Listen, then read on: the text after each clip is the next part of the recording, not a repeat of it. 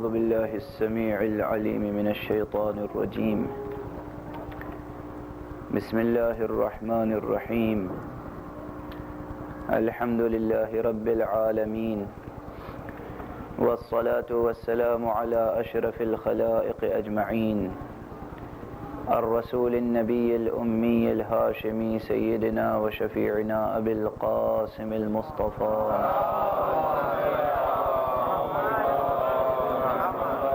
وعلى أهل بيته الطيبين الطاهرين الهداة المهديين المعصومين المظلومين، واللعنة الدائمة على أعداء الدين أجمعين. أما بعد، فقد قال الله تعالى عز اسمه في محكم كتابه ومتقن خطابه: بسم الله الرحمن الرحيم. خذ العفو وأمر بالعرف وأعرض عن الجاهلين. صلوات بر محمد.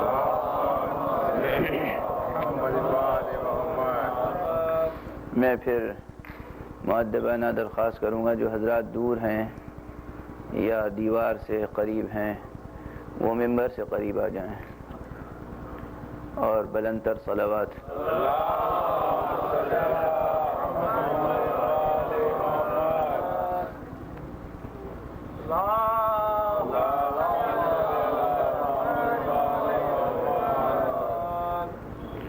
قریب تر آ جائیں، ممبر سے قریب تر آ جائیں.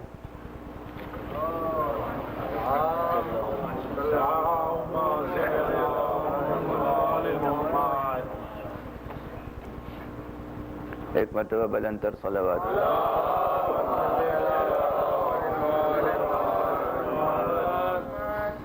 برادران عزیز، تمیدی مطالب جو مجھے گزارش کرنے تھے، جن میں سے بعض یقیناً ایسے مطالب تھے جو پہلے سے آپ حضرات کے حافظے میں رہے ہوں گے، لیکن وہ صرف حافظے کو تازہ کرنے کے لیے گزارش کیے گئے تھے. وہ کل کی مجلس میں گزارش کیے جا چکے ہیں، اور اس میں خصوصیت کے ساتھ یہ بات تھی کہ قرآن مجید جو ہماری فکر و نظر کا محور ہے،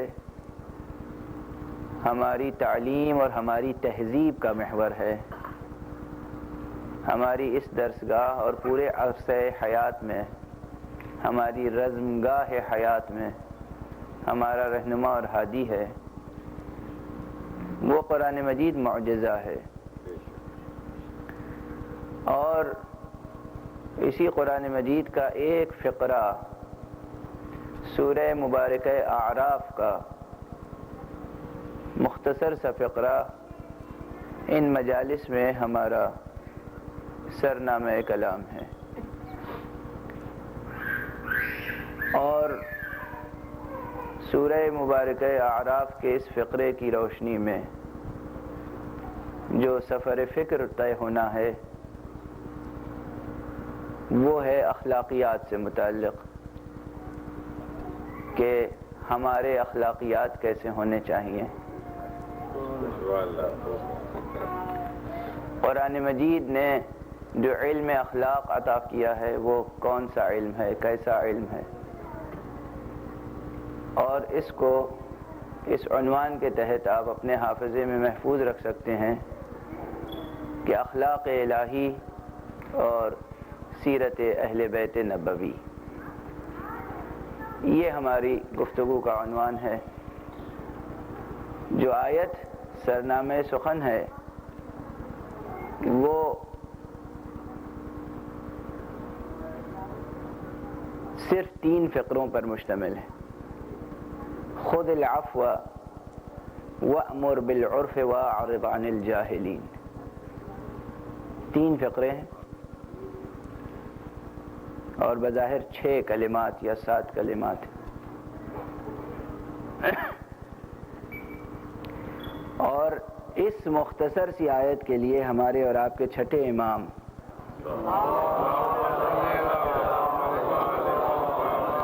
امام جعفر صادق علیہ السلام نے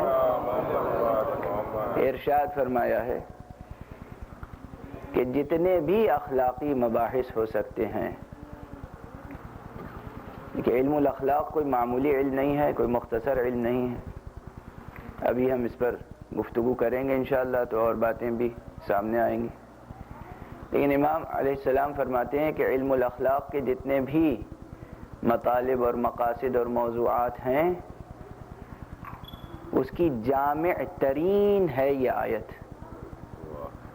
اس مختصر سی آیت میں تمام مطالب سمیٹ کر سمو کر پیش کر دیے گئے ہیں.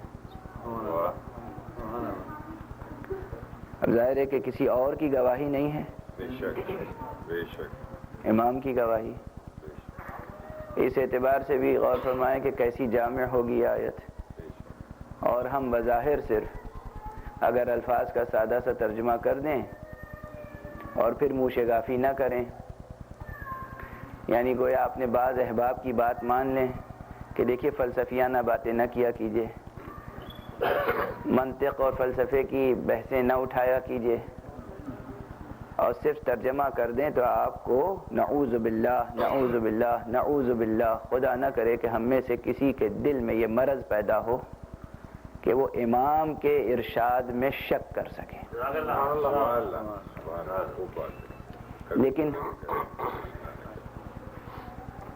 لیکن ایسا ہو سکتا ہے اور ہوتا ہے کبھی کبھی کہ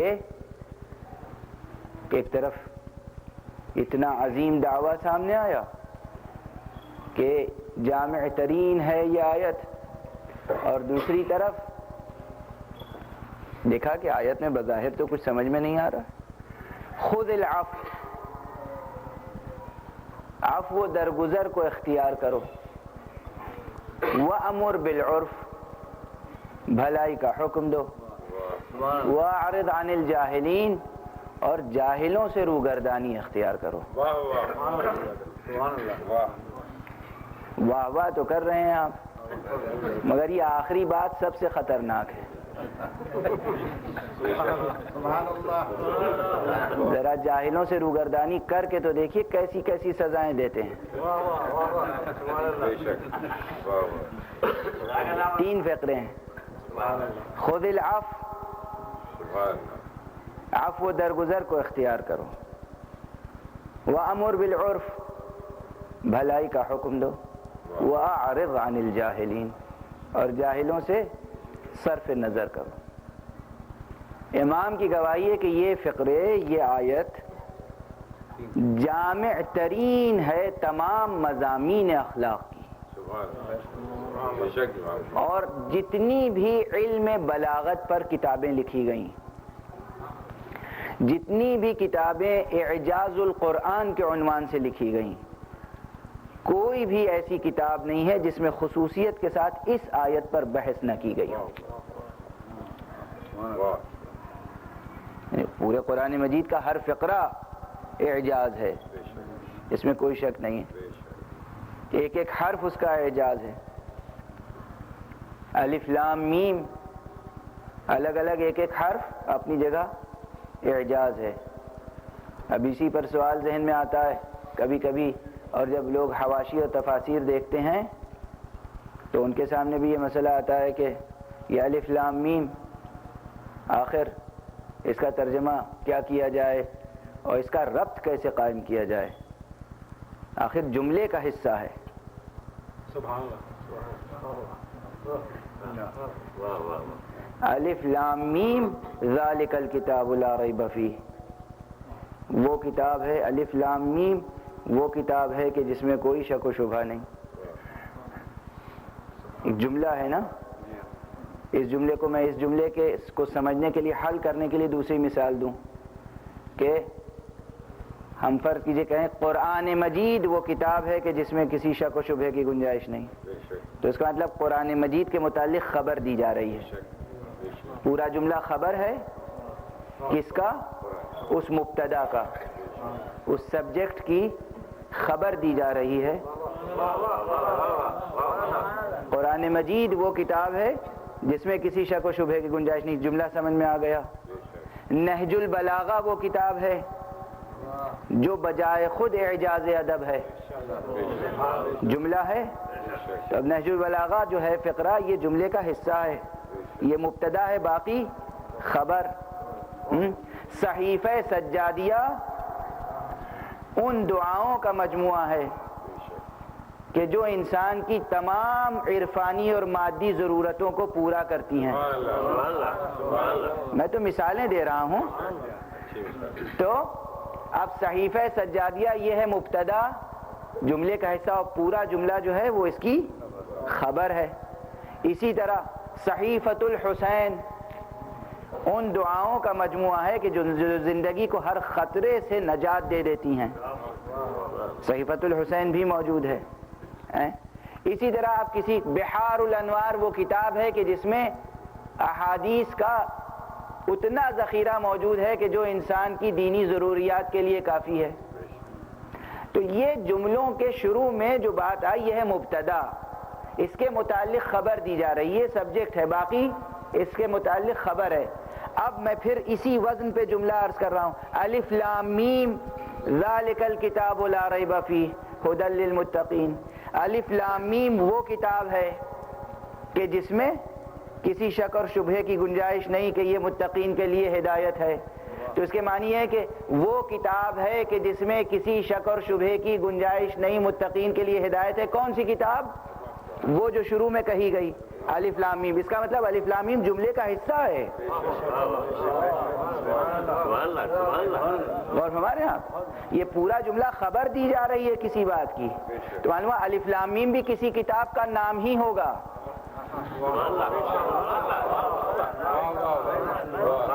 غور فرمایا آپ نے؟ ایسا نہیں ہو سکتا کہ یہ جملہ الگ کر دیا جائے، ورنہ نحویین اس معمے کو حل نہیں کر سکیں گے. نعوذ باللہ کسی میں ہمت ہے، جرأت ہے، جسارت ہے جو کہے کہ قرآن مجید میں یہ جملہ جو ہے وہ گرامیٹیکلی درست نہیں ہے،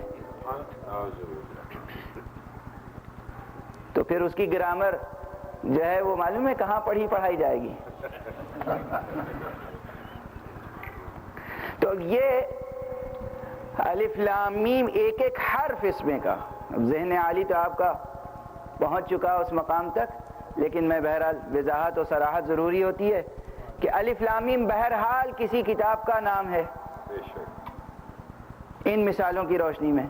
اب ظاہر ہے جب کتاب کے متعلق دو تصور قائم ہو چکا ہے کہ ایک کتاب صامت ہوتی ہے اور ایک ناطق،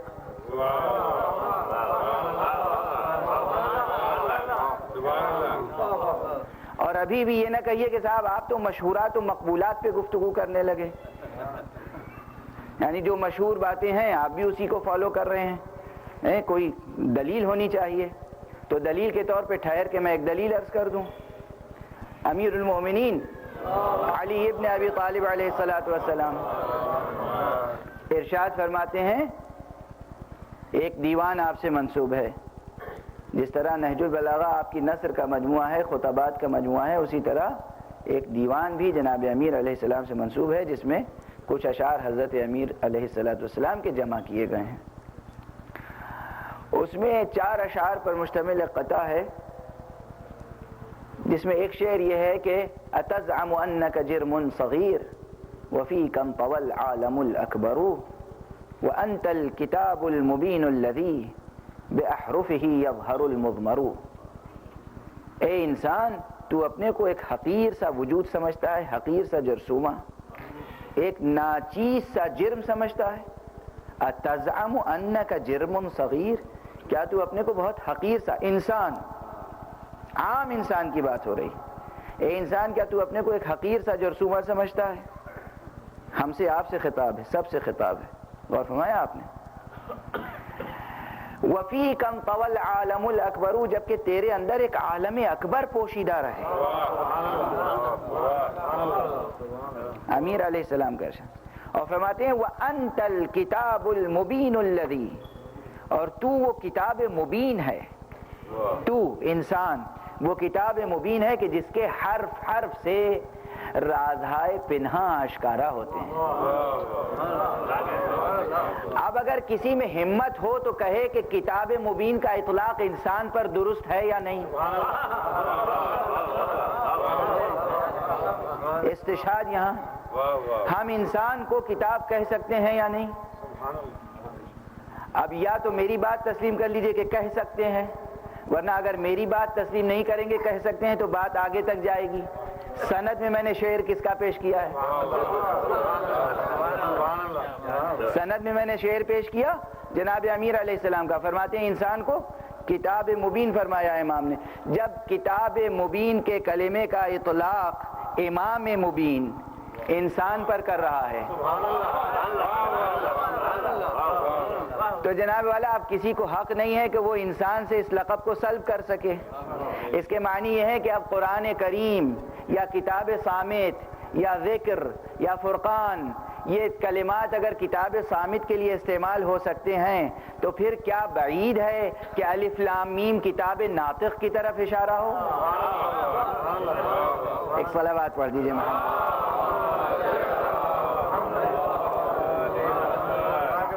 بہرحال تو ذہن آپ کا قریب آ گیا اس منزل تک۔ میں تو اس سے آگے بڑھ کر ایک بات عرض کر رہا تھا کہ اب حواشی کا مطالعہ کریں۔ عام طور پر جو حاشیے لکھے گئے ہیں اور جو تفصیلی تفاسیر میں بھی خلاصہ مطلب لکھا گیا ہے وہ یہ ہے کہ انسان حروف مقطعات کی تشریح و تفسیر نہیں کر سکتا۔ کیوں نہیں کر سکتا؟ اس لیے کہ یہ راز کی باتیں ہیں جو خالق اور اس کے پیغمبر کے درمیان رازداری کی باتیں ہیں۔ اکثر مفسرین نے اس قول کو اختیار کیا ہے۔ اب میں ایک طالب علمانہ سا سوال کروں، آپ توجہ اپنی برقرار رکھیے گا اور توجہ کی دلیل کے طور پر صلوات بلند آواز سے آپ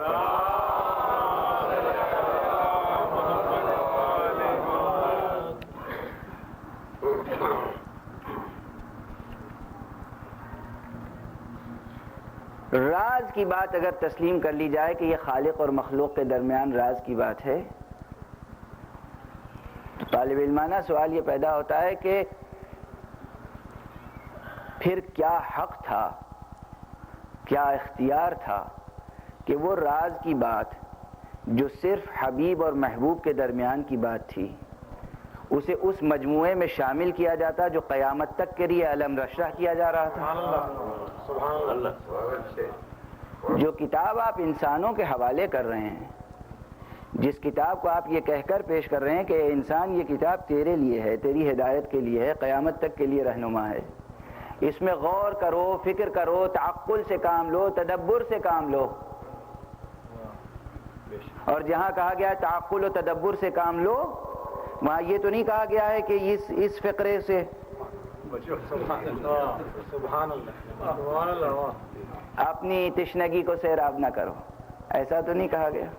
بہرحال اب صورتحال یہ ہے کہ یہ فقرے، یہ کلمات، یہ حروف متن قرآن میں شامل ہیں، اور جب متن قرآن میں شامل ہیں تو کم سے کم اس کا ایک فائدہ مطالب کو سمیٹ کر عرض کروں، ایک فائدہ ضرور ہے، نہ یہ تفسیر بالرائے ہے اور نہ یہ اصول سے خروج ہے، ایک فائدے سے کوئی انکار نہیں کر سکتا۔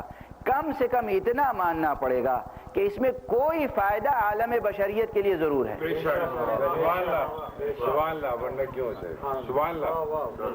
ضرور یہ عبد و معبود کے درمیان راز کی بات ہے، اس میں کوئی شک و شبہ نہیں، اور کیا راز ہے عظیم اس میں پنہاں ہیں، کتنے بے پناہ راز اس میں پنہاں ہیں۔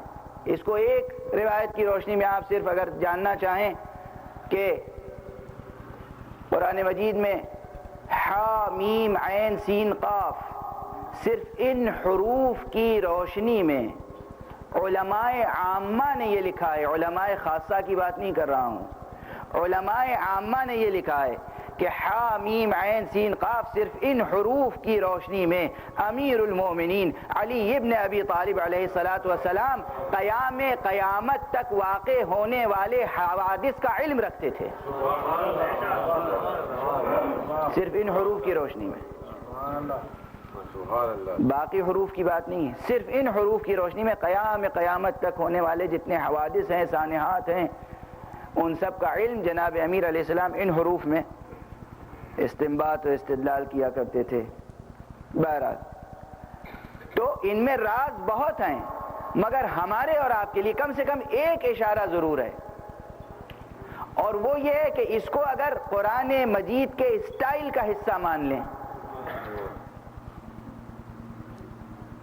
اسلوب کا حصہ مان لیں، آہنگ کلام کا حصہ مان لیں کہ جو ہے جس سے انکار نہیں کیا جا سکتا، تو یہ ضرور ہے کہ گویا الف لام میم، الف لام را حا میم عین سین قاف، یہ کلمات، یہ حروف جب آتے ہیں تو گویا خوابیدہ ذہن کو فکر انگیزی کی طرف متوجہ کیا جا رہا ہے.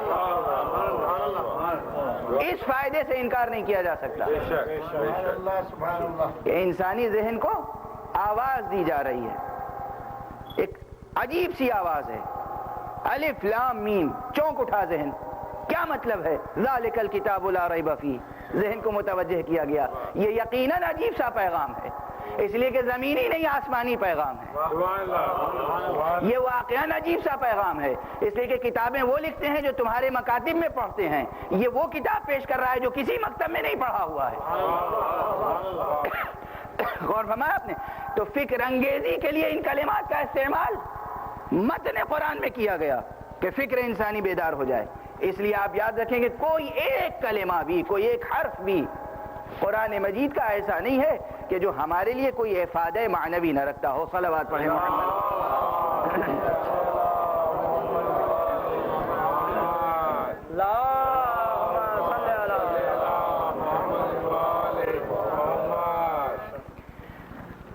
جب ایک ایک حرف افادہ معنوی رکھتا ہے تو پھر اتنا بڑا فقرہ خذ العفو وامر بالعرف واعرض عن الجاہلین، اس میں یقیناً معانی و مطالب ہیں. یوں ہی نہیں امام علیہ الصلوۃ والسلام نے فرما دیا کہ اس میں تمام اخلاقی مباحث پوشیدہ ہیں. اب اخلاقی مباحث ہیں کیا اور اخلاق ہے کیا، پہلے تو یہ طے کر لیا جائے، پھر مباحث تک بات پہنچے گی. یعنی مقدمات و تمہید سے گزر کر پھر ہم آیت کے مفہوم تک پہنچ سکیں گے. تو ایک سادہ سا سوال ہر ذہن میں پیدا ہوگا کہ اخلاق نام کس کا ہے؟ علم الاخلاق. موٹی موٹی کتابیں لکھی گئی علم الاخلاق. ہم میں سے ہر شخص اپنے کو مثالی اخلاقیات کا پیکر سمجھتا ہے. اگر میں ایک چھوٹا سا طالب علمانہ یا سفیہانہ سوال کروں کہ کون صاحب ہیں جو بد اخلاق ہیں، کھڑے ہو جائیں، کوئی نہیں کھڑا ہوگا. جو صاحب اپنے کو بد اخلاق سمجھتے ہوں وہ کھڑے ہو جائیں، وہ اپنا نام بتا دیں، کوئی نہیں کھڑا ہوگا، کوئی ہاتھ نہیں اٹھائے گا. اور اگر کوئی ہاتھ اٹھائے گا تو اسے مزاح سمجھا جائے گا، مذاق کر رہے ہیں. یا اگر وہ سارا مجمع بھی ان کے بارے میں سنجیدہ ہو جائے تو وہ بعد میں خود ہی کہیں گے کہ میں تو مذاق کر رہا تھا، آپ خواہ مخواہ سنجیدہ ہو جائے.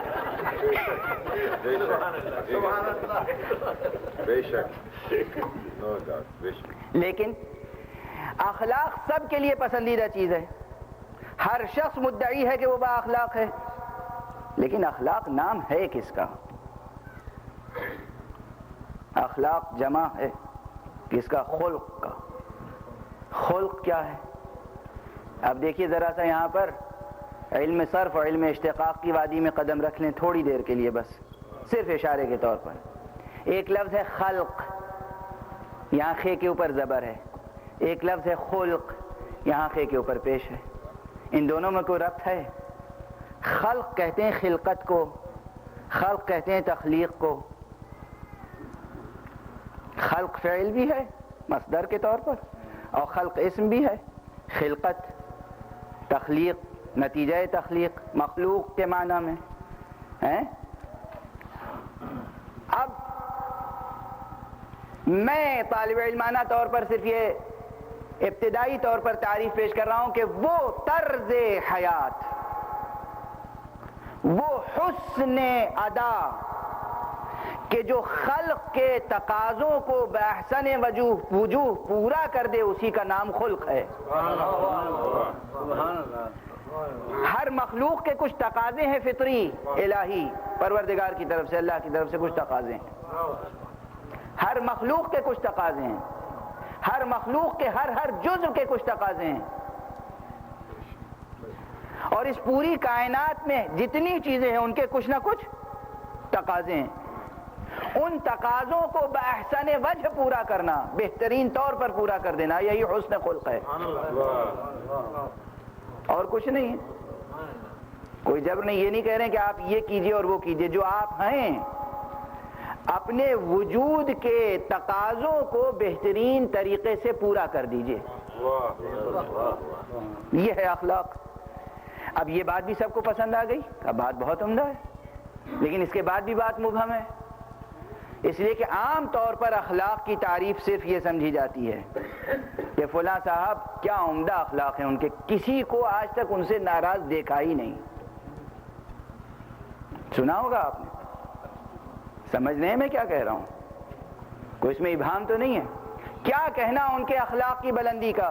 کسی کو ہم نے ان سے آج تک ناراض دیکھا ہی نہیں، کسی پہ انہوں نے غصہ ہی نہیں کیا کبھی، کسی سے ترشروئی نہیں اختیار کی، کسی سے بدخلقی ہی نہیں کی. فلاں صاحب جو بھی جاتا ہے ان کے یہاں چائے پیے بغیر تو اٹھ ہی نہیں سکتا. کیا عمدہ تواضع کرتے ہیں، کیا اچھا دسترخوان ہے. یعنی سب کچھ لے دے کر حسن اخلاق جو ہے وہ سمٹ کے چائے کی پیالی میں آ گیا. ہم ان کے ہاں گئے تھے، اگر انہوں نے چائے پلا دی تو با اخلاق ہیں، اور چائے نہیں پلائی تو بد اخلاق ہو گئے. غور فرمایا آپ نے؟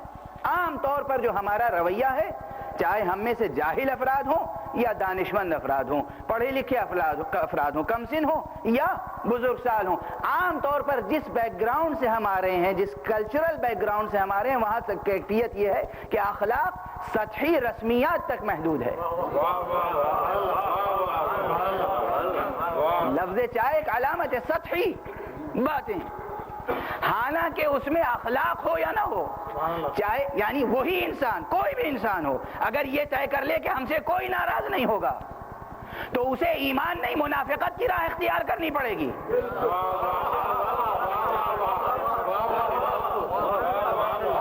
یہ طے کر لیجئے کہ کوئی ناراض نہیں ہوگا. طے کر سکتے ہیں آپ. آ جائے کوئی دشمن علی، اسے تو ناراض ہو کے جانا ہی چاہیے. اگر وہ آپ سے ناراض ہو کے نہیں گیا تو آپ کے ایمان میں کمی ہے. صلوات پڑھیں محمد و آل محمد. اور پھر آپ دعویٰ کیجئے گا کہ ہم با اخلاق ہیں، ہم بہت با اخلاق ہیں. کوئی دشمن خدا آ جائے، دشمن رسول آ جائے، دشمن امام آ جائے، کوئی دشمن زہرا آ جائے، اس فقرے پر جو ہے بس طبیعت بے چین ہو جاتی ہے. دنیا میں ہر شخص سے مصالحت کی جا سکتی ہے مگر دشمن زہرا سے مصالحت نہیں کی جا سکتی. دنیا میں ہر شخص سے گفتگو کی جا سکتی ہے مگر دشمن زہرا سے گفتگو بھی نہیں کی جا سکتی. جس کے لیے زہرا نے کہا ہو کہ میں گفتگو نہیں کرنا چاہتی، جس سے زہرا منہ موڑ کر دنیا سے گزر جائے، کیسا شقی ہوگا وہ جو اس کی طرف توجہ کرے.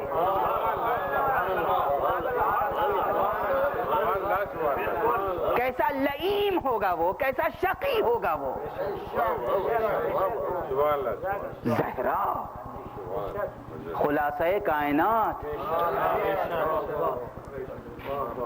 جناب زہرا.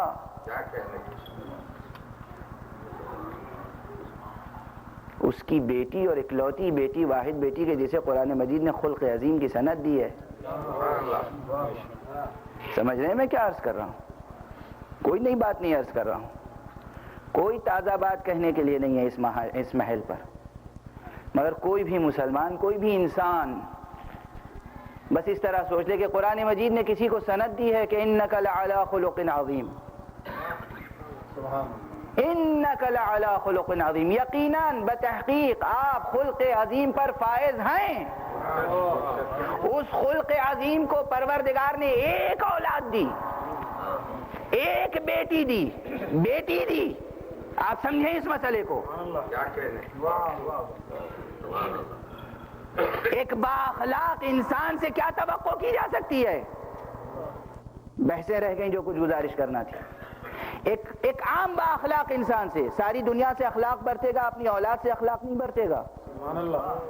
ساری دنیا کو اخلاق سکھائے گا، اپنی اولاد کو اخلاق نہیں سکھائے گا. اور وہ جو معلم اخلاق ہو ساری دنیا کو اخلاق سکھائے گا، اپنی اولاد کو با اخلاق نہیں بنائے گا.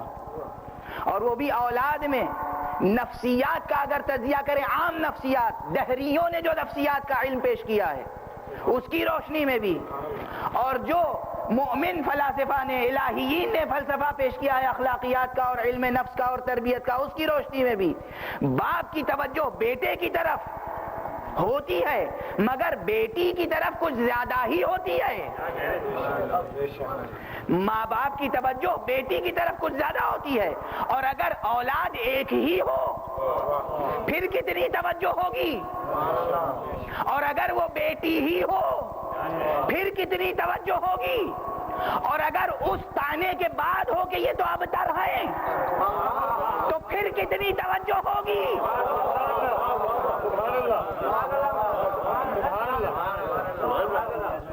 آپ کسی انسان سے کہیں کہ اس کی نسل مٹنے والی ہے، اس کی نسل باقی نہیں رہے گی، عام نفسیات ہے، زمین پر بات ہو رہی ہے، ابھی عرش پر نہیں ہے، ابھی عرش پر بات نہیں ہے، ابھی زمین پر ہو رہی ہے، عام نفسیات ہے، انسانی بشری. ایک فرد ہے، ایک انسان جسے پورا معاشرہ تانے دے رہا ہے کہ اس کی اولاد زندہ نہیں رہتی، یہ ابتر ہوگا نعوذ باللہ، اور اس کے بعد اسے اللہ اولاد دے اور صرف ایک دے اور بیٹی دے. اب کتنی توجہ ہوگی اس کی اس بیٹی کی طرف؟ کسی میں ہمت ہے جو کہے کہ تربیت میں حضور سے کوئی کمی ہو گئی؟ ایک جملے میں بات کہی جا سکتی ہے، مگر صرف ذہنوں سے سابقہ نہیں ہوتا ہمارا، کنز ذہنوں سے بھی سابقہ ہوتا ہے. صرف ذہانتوں سے سابقہ نہیں ہوتا، ذہنیتوں سے بھی سابقہ ہوتا ہے. اس لیے بات سمجھنے کے لیے ایک جملے میں کہی جا سکتی تھی، مگر اس تفصیل سے سمجھے. ایک بیٹی اور کس کی بیٹی؟ اور وہ جب بیٹی دنیا سے یہ کہتی ہوئی چلی جائے کہ ہم ان کے سلام کا جواب نہیں دیں گے،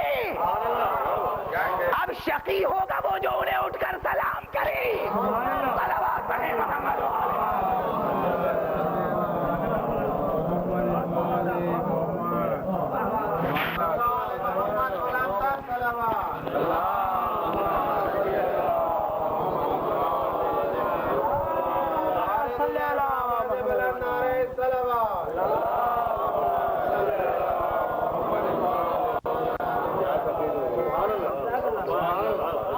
غور فرما رہے ہیں آپ؟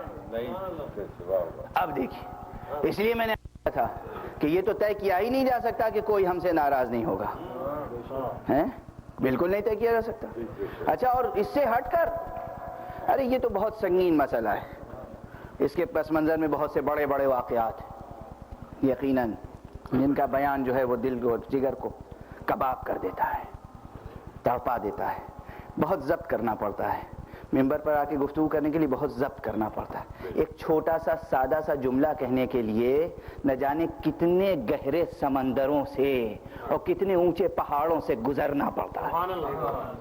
تب ایک سادہ سا جملہ انسان اگر بیدار ہو، اگر ذمہ داری سے کہہ رہا ہو، اگر قلب کی گہرائی سے کہہ رہا ہو، اگر مطالعے کے نتیجے میں کہہ رہا ہو، اگر اس ذمہ داری سے کہہ رہا ہو کہ ابھی نہیں قیامت تک میرے اس اسٹیٹمنٹ پر کوئی بحث کرنا چاہے تو کرتا رہے، ہم جواب دینے کے لیے تیار ہیں.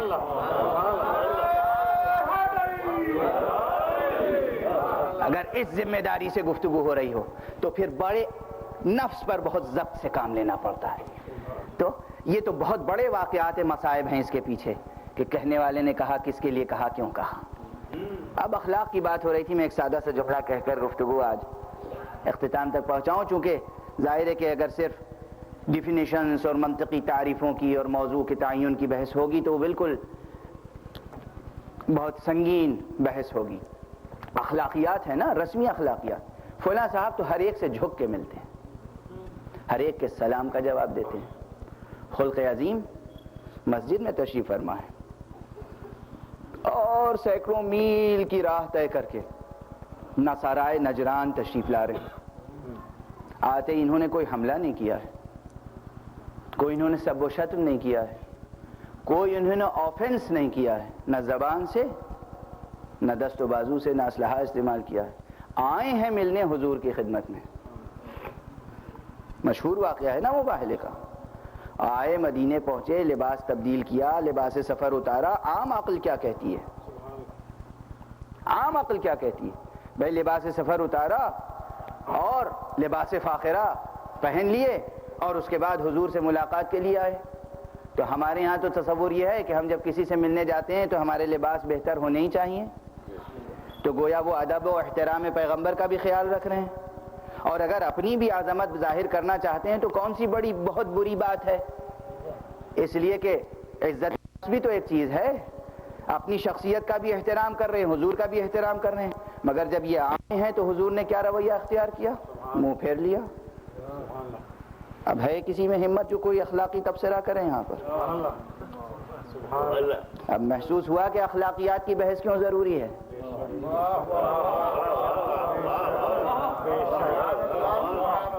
اخلاقیات کی بحث کیوں ضروری ہے؟ علم الاخلاق کی بحث کیوں ضروری ہے؟ سادہ سا واقعہ ہے. کبھی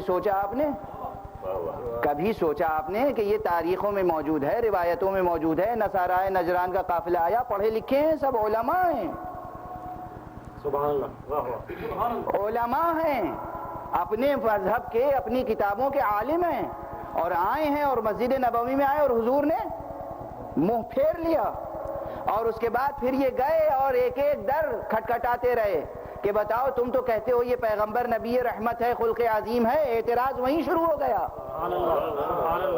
انہوں نے ہمارے سوال کا جواب, ہمارے سلام کا جواب تک نہیں دیا, اور جو مزاج دان اخلاق نبوت نہ تھے وہ جواب بھی نہ دے سکے. بالآخر وہیں لانا پڑا کہ جسے حضور نے شہر علم کا دروازہ قرار دیا تھا. کسی نے جواب نہیں دیا.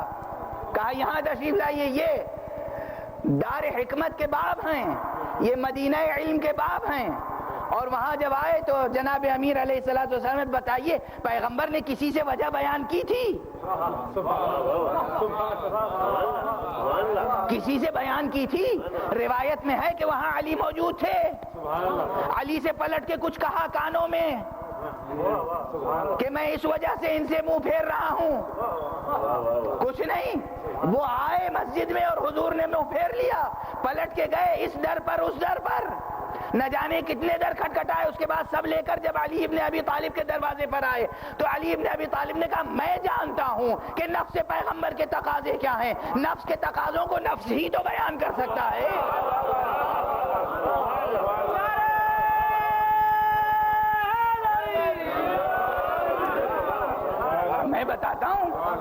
میں بتاتا ہوں, دیکھو یہ جو لباس فاخرہ ہے, یہ جس میں سونے اور چاندی کے تار اور یہ جو جواہرات ہیں انہیں اتار دو, یہ علماء دین کو زیب نہیں دیتے, یہ رجال دین کو زیب نہیں دیتے, یہ اہل دین کو زیب نہیں دیتے. انہیں اتار دو اور جو لباس سفر تھا وہی پہن کر آؤ. اس سادگی کے ساتھ تم خاکساری کے ساتھ آؤ تو حضور تمہارے سلام کا جواب دیں گے. صلوات پڑھیں محمد والے.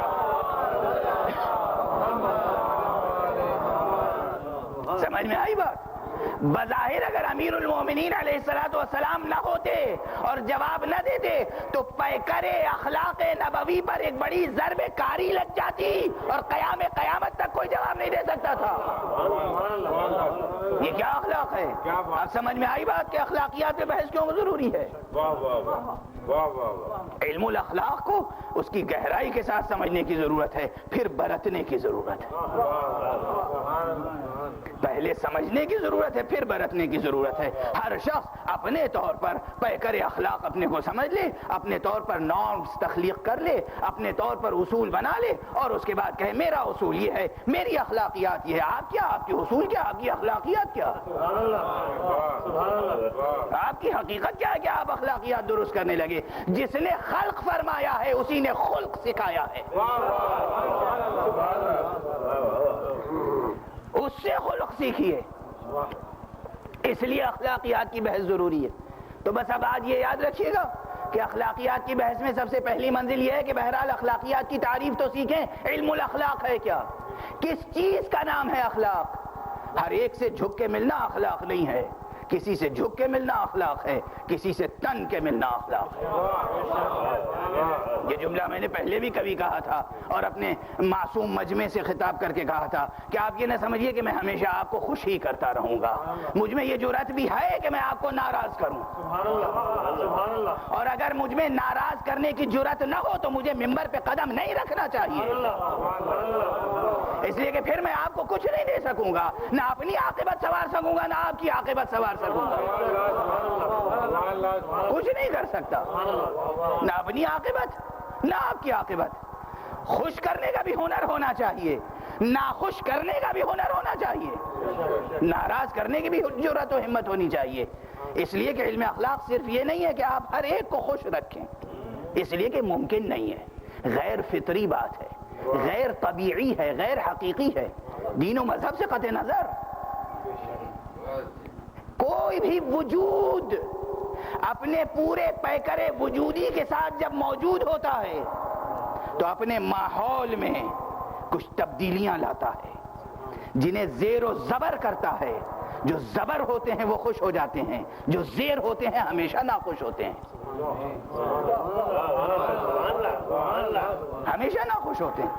اور یہ اس کے وجودی تقاضے ہیں، ناممکن ہے کہ وہ اپنے وجودی تقاضوں سے منحرف ہو جائے. تو خلق کا تعلق خلق کے تقاضوں کو پورا کرنے سے. اور ظاہر ہے کہ یہ ابھی عرض کر دوں اس لیے کہ تقریباً چند منٹ میرے پاس ابھی ہیں گزارش کرنے کے کہ علم اخلاق پرانی جو تقسیم تھی علوم و فنون کی، اس میں علم اخلاق کس جگہ پر قرار پاتا ہے؟ جب حوزہ علمیہ میں درس شروع ہوتا ہے تو اس کا ایک طریقہ یہ ہے کہ آپ کوئی بھی علم شروع کر رہے ہیں تو پہلے یہ مقرر فرمائیے کہ اس علم کا رتبہ کیا ہے. علوم تو بہت ہیں، اس علم کا رتبہ کیا ہے، کس درجے میں اس علم کو سیکھا سکھایا جا سکتا ہے.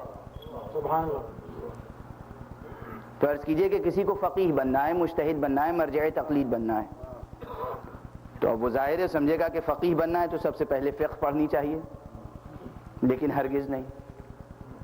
جب آپ جائیں گے تو کہیں گے سب سے پہلے عربی زبان کی لبے پڑھیے، اور جب عربی زبان آپ کو آ جائے اچھی طرح تو اس کی پھر گرامر اور اس کے ادبیات، اس کا شعر و ادب پورے طور پر جب آپ حاوی ہو جائیں تو اب آپ کے ذہن میں یہ بات آ جائے گی کہ بس عربی آ گئی اب تو قرآن سمجھ میں آ جائے گا. آج تک کو تو خیر وہ بھی نہیں ہے، عربی بھی ضروری نہیں ہے قرآن سمجھنے کے لیے، اس لیے اردو اور انگریزی کے ترجموں کو پڑھ کر لوگ اجتہاد کرتے ہیں، فتوے بھی دیتے ہیں.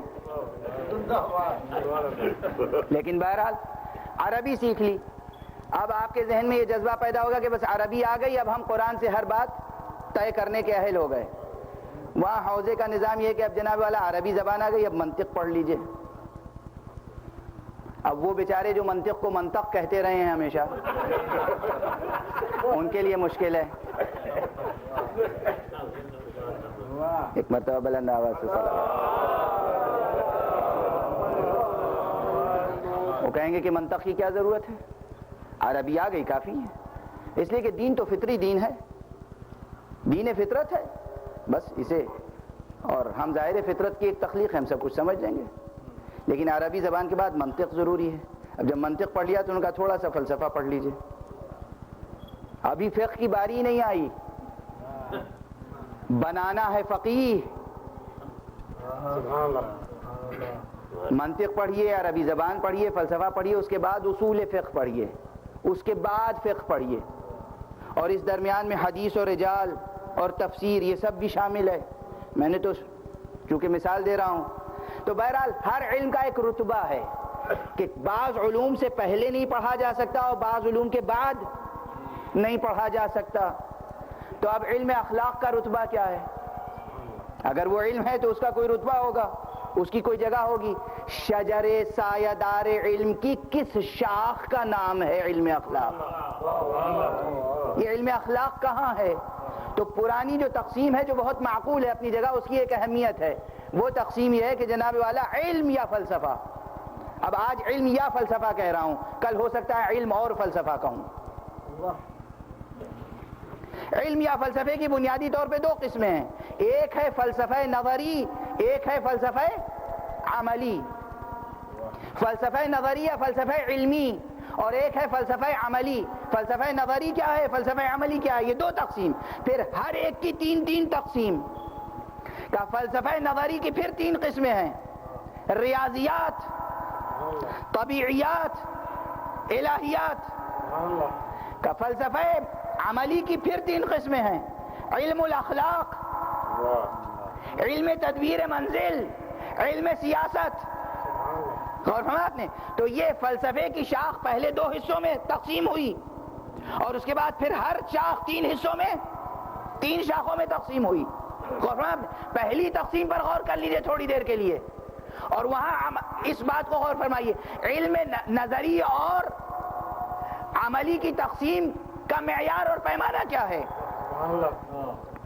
اور علم اخلاق کی ایک تعریف اور عرض کر دوں تاکہ بحث اور سمٹ جائے.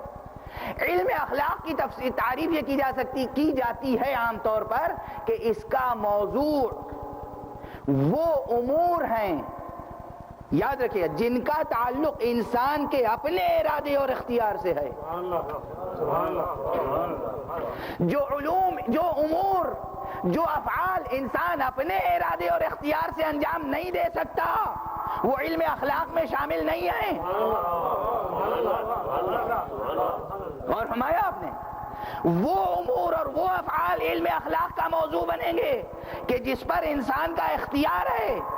جب آپ اپنے اختیار سے کچھ کر سکیں اور کچھ نہ کر سکیں تب تو مشورے کی گنجائش ہے کہ یہ کیجئے یا نہ کیجئے. لیکن اگر آپ کے اختیار میں ہے ہی نہیں وہ بات تو پھر مشورے کا کیا محل ہے. یہی اس سے پہلی والی تقسیم میں بھی راز ہے. علم نظری میں وہ علوم ہیں اور ان کے موضوعات وہ ہیں کہ جو انسان کی تخلیق نہیں ہے. انسان کی تخلیق نہیں ہے. کائنات، زمین انسان نے بنائی ہے، آسمان انسان نے بنایا، ملائکہ انسان نے بنائے، یہ پورا نظام ہستی جو کچھ ہے وجودات انسان نے بنائے. انسان نے نہیں بنایا. اس کے متعلق جو علم ہوگا وہ انسان کے اختیار سے باہر ہے. ایک چیز ہے، آپ کا اختیار صرف اتنا ہے کہ اس کے متعلق علم حاصل کریں کہ وہ کیا ہے. یعنی کیا ہے یہ آپ بتا نہیں سکتے، کیا ہے یہ دریافت کرنا ہے. توجہ دیجیے گا، کیا ہے یہ بھی آپ نہیں بتا سکتے. انسان کیا ہے؟ ڈاکٹر صاحب تشریف فرمائیں، بتا دیں کیا ہے. ایک میں یوں کوئی بھی فلسفر صاحب آ جائیں، انسان کیا ہے؟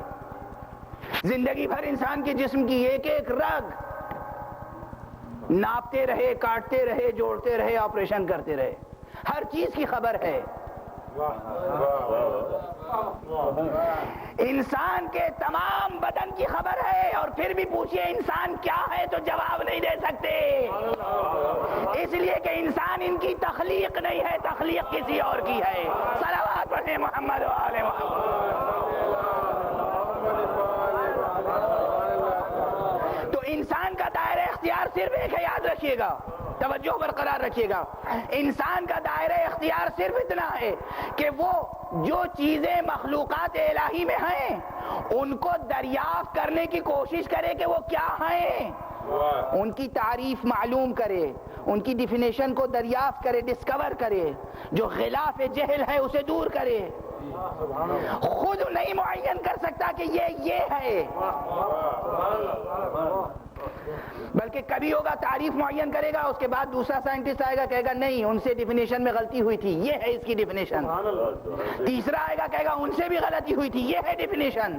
اور فرمایا آپ نے، معلوم ہوا کہ جب تخلیق آپ کی نہیں ہے تو اس کی تعریف بھی آپ معین نہیں کر سکتے.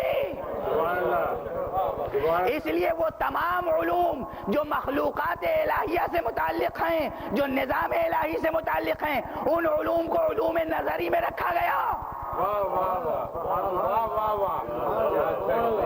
ایک تقسیم، اور دوسرے حصے میں وہ علوم آئے کہ جو آپ کے ارادے اور اختیار کے پابند ہیں، آپ جیسا چاہیں بنائیں، یعنی آپ کو ایک حصہ وجود دے دیا گیا، ایک انسانی روح دے دی گئی، ایک پیکر بشری دے دیا گیا، اب اس پیکر اور روح کے ساتھ آپ جو جی چاہے کریں۔ غور فرمایا آپ نے؟ اب آپ کے اختیار کا دائرہ ہے، آپ کو بیوی بچوں کا ایک کنبہ دے دیا گیا، اس کنبے کے ساتھ آپ جس طرح کے چاہیں تعلقات رکھیں، آپ کو ایک معاشرہ دیا گیا، ایک ملک دیا گیا، آپ جیسا چاہیں معاشرہ بنائیں۔ جہاں تک آپ کا دائرہ اختیار ہے وہ علوم عملی ہیں، جہاں آپ کا دائرہ اختیار نہیں ہے وہ علوم نظری ہیں۔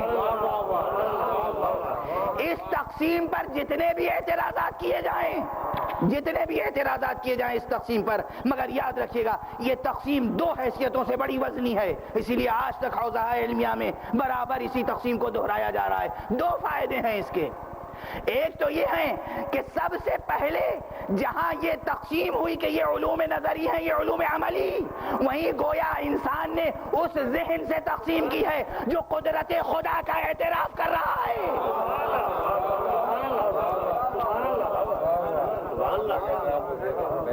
جہاں یہ تقسیم ہوئی، یہ نظری علوم ہے، یہ عملی علوم ہے، یہ ہمارے ارادے اور اختیار کے پابند، یہ ہمارے اور اختیار کے پابند نہیں۔ جہاں سے آپ نے اپنے ارادے اور اختیار کی نفی کی، وہیں سے کسی اور کے ارادے اور اختیار کا اعتراف ہوا۔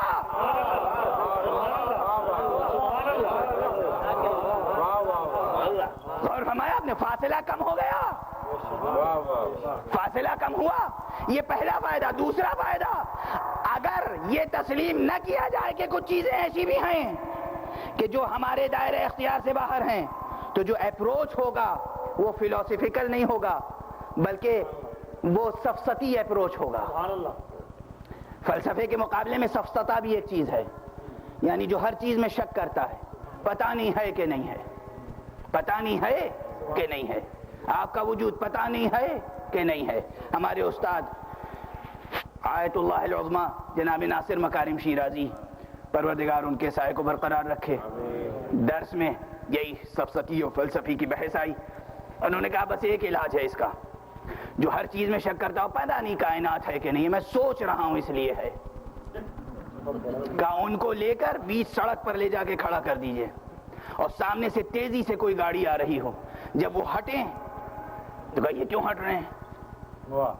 یہ علاج بہت آسان ہے، کہیں گاڑی آ رہی، کہا گاڑی نہیں آ رہی، آپ سوچ رہے ہیں آ رہی ہے، مت سوچئے،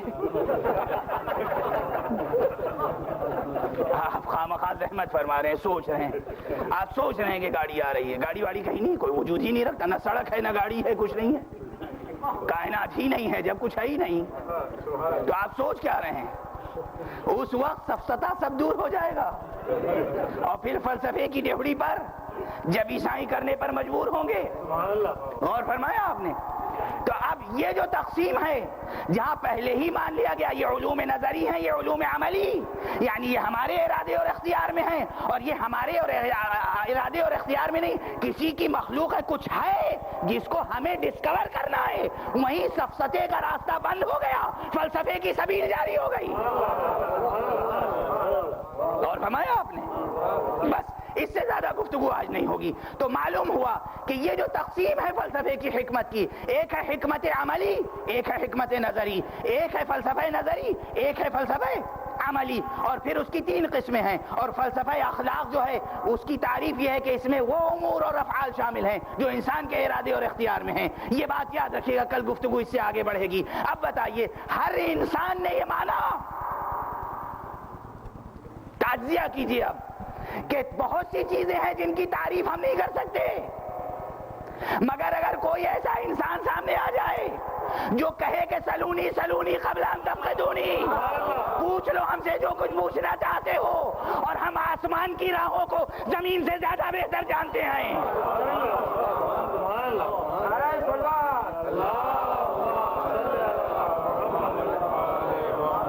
اب انسانی مجبور ہے فیصلہ کرنے پر انہیں رب مانے یا رب کا نمائندہ. رب تو مان نہیں سکتے, رب کا نمائندہ ان کے علاوہ کوئی ہو نہیں سکتا. صلوات پڑھیں محمد و آل محمد.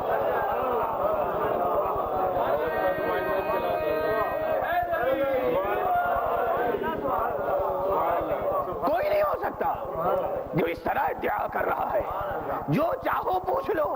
اس میں یہ تو نہیں کہا کہ تعریف آسمان کی نہ پوچھنا, تعریف زمین کی نہ پوچھنا, تعریف پہاڑوں کی نہ پوچھنا, تعریف ملائکہ کی نہ پوچھنا, اس لیے کہ ابھی ہم نے لیبوریٹری قائم نہیں کی ہے, ابھی آبزرویٹری قائم نہیں کی ہے, ابھی ہم نے ریسرچ نہیں کی ہے, ابھی ہمارا علم ناقص ہے. یہ نہیں کہا جو پوچھنا ہو پوچھ لو.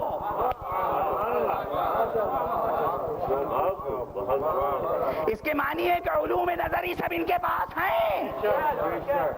یعنی جو کچھ بنایا خالق نے ان کے سامنے بنایا, اور جب ان کے سامنے بنایا تو یہ جانتے ہیں کیسے بنایا, کب بنایا, کیا بنایا. کیا کو پوچھنا ہو تو ان سے پوچھ لیجئے, کیوں کو پوچھنا ہو تو ان سے پوچھ لیجئے, کیسے کہ پوچھ لیا ہے پوچھنا ہو ان سے پوچھ لیجئے, ظاہر کسی شے کا پوچھنا ہو ان سے پوچھ لیجئے, باطن پوچھنا ہو تو ان سے پوچھ لیجئے. اور جب ہر چیز کا ظاہر و باطن ان سے پوچھیے گا تو اپنا بھی پوچھ لیجئے گا.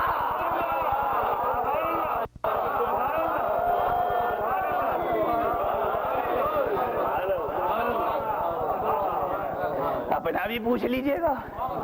آقا ہماری بھی راہ زندگی معین کر دیجئے, اور یہ صرف غیروں کے لیے نہیں ہے, ہمارے آپ کے لیے بھی ہے. ہم جب مجلس میں آئیں تو اس ارادے سے آئیں, ہمیں آقا آپ کا تذکرہ سننا ہے تاکہ ہماری زندگی نورانی ہو جائے. آقا ہمیں آپ کے فضائل سننے ہیں تاکہ ہماری زندگی فضائل سے مالا مال ہو جائے. آقا ہمیں آپ کے مصائب سننے ہیں تاکہ ہمیں دنیا کے مصائب کو برداشت کرنے کی صلاحیت اور طاقت پیدا ہو جائے. اگر یہ ہے کہ ہم اپنے ظاہر و باطن کو درست کرنے کے لیے اس مجلس میں آئیں تو پھر دیکھیے فضائل میں کیا تاثیر پیدا ہو جاتی ہے, پھر مصائب میں کیا تاثیر پیدا ہو جاتی ہے. دوسروں کو بدلنا جب ان کا کام تھا,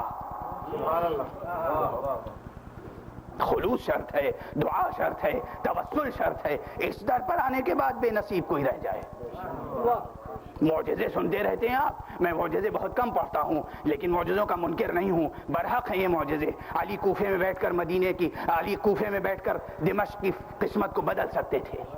حسن مرد کو عورت اور عورت کو مرد بنا سکتے تھے صرف لہجے کو بدل دینے کے نتیجے میں. جب وہ مرد کو عورت اور عورت کو مرد بنا سکتے ہیں تو گناہگار کو مومن کیوں نہیں بنا سکتے, فاسق کو مومن کیوں نہیں بنا سکتے, پرہیزگار اور متقی کیوں نہیں بنا سکتے. کسی کے دل میں شک ہے تو شک دور کیوں نہیں کر سکتے. شک ہے تو یہاں آؤ دور ہو جائے گا, کمزوری ہے کردار میں تو یہاں آؤ دور ہو جائے گی. مگر ارادہ تمہارا شرط ہے. اس ارادے سے تذکرہ سنو کہ آقا ہمیں اپنے وجود کو بدلنا ہے. آقا ہمیں اپنا غلام بنا لیجئے. آقا ہم اس لیے آئیں کہ ہمیں اپنا غلام بنا لیجئے. آقا اس لائق بنا لیجئے کہ ہمارے یہ آنسو رومال زہرا میں جگہ پا سکے. بس گفتگو تمام ہو چکی. کتنا آنسو بہائیے گا, آپ کا آنسوؤں کا ذخیرہ ختم ہو جائے گا, مگر مصیبتوں کی انتہا نہیں ہے. مصیبتوں کی انتہا نہیں ہے. گزشتہ شب ایک بچی کا تذکرہ ہو رہا تھا, حسین کی 4 سال کی بچی, 4 سال کی بچی, ننھی بچی, حسین کے سینے پہ سونے والی بچی. کس طرح اسے لے جایا جا رہا تھا, ناقے کی پشت پر تنہا باندھ دیا گیا تھا. میں نے گزارش کی, اور اسی لیے اب روایت کو روایت سے ملائیے اور درایت کو سمجھیے کہ یہ کوئی مبالغہ نہیں ہے. کسی نے مجھ سے, کسی عزیز نے, میں نے ایک مرتبہ یہ روایت پڑھی, اعتراض کیا آخر 4 سال کی بچی بھتیجی کی پھوپھی کی گود میں رہی ہوگی, کسی چچی کی گود میں رہی ہوگی, بڑی بہن کی گود میں رہی ہوگی. یہ کیسے ممکن ہے کہ ناقہ گزر گیا, قافلہ آگے بڑھ گیا اور بچی ناقے سے گر گئی. اب سمجھ میں آئی بات. جب بچی تنہا تھی, ناقے پر پشت ناقہ پر بچی کو سینے کے بل لٹا کر رسیوں سے باندھ دیا گیا تھا, اور جب بچی زخموں سے چور چور ہو گئی, رسیاں ڈھیلی ہو گئیں اور بچی کے جسم کی جلد تک زخمی ہو گئی, اور اس وقت بچی راہ کوفہ و شام میں ایک مرتبہ ناقے سے گر گئی. ناقہ آگے بڑھتا رہا, قافلہ آگے بڑھتا رہا. کچھ دور آگے بڑھنے کے بعد سر مبارک جس نیزے پر تھا وہ نیزہ رک گیا, وہ نیزہ رک گیا. حسین کا سر مبارک جس نیزے پر تھا وہ نیزہ رک گیا, اور اس کے بعد دشمنوں نے سید سجاد کے پاس نیزہ لے کر آئے. علی ابن الحسین, تمہارے بابا کا سر آگے کیوں نہیں بڑھتا ہے؟ جناب سید سجاد آگے بڑھے. بابا ابا آخر کیا بات ہے، آپ کا سر مبارک آگے کیوں نہیں بڑھتا؟